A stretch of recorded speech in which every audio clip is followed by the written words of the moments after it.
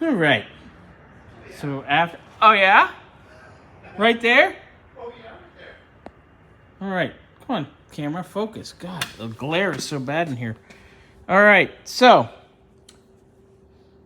sent video to William yesterday. He saw it. We had our 2.5 and our 4.5, and he's like, let's do 3.5 and angle them over a little bit and center them. I'm like, not a problem. Easy peasy. So I'm gonna disassemble these, do like I did here, clamp them back together, and drill us a hole at right about 3.5. And then we can mock up if we like it. Then we'll trim up our brackets, start finalizing everything, clean things, deburr them, paint them.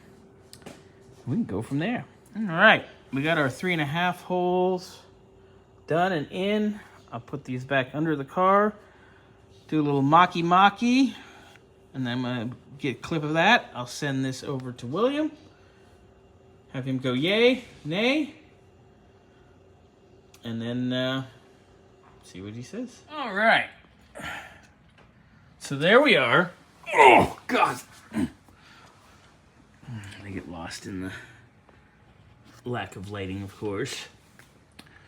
That's about 3.5 from the edge of the fog housing to the edge of the turn signal. And it's about 3.5 to the edge of the fog housing to the edge of the license plate on both sides.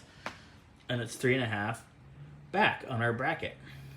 I know it's hard to see. Let me go get a light and we'll do this a little better, but that's I guess 3.5 is our lucky number. Oh my God, so much better with a little more light. Now you can see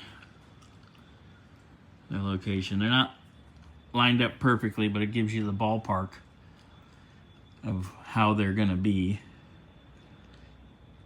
But we'll get them all square and level, but just using this side for reference, that looks really good. I know we gotta clean up. Things are a little watery, water spotty, but it'll be all right. I'm gonna pull these covers off just so I get a little better idea. I can pull the bracket out and probably cut them down and deburr them and paint them. All right, and there's the general location. Covers off, of course. We'll get everything leveled and nice once the brackets are done, but I think that's gonna sit perfectly. And that's really nice. It's gonna sit just right.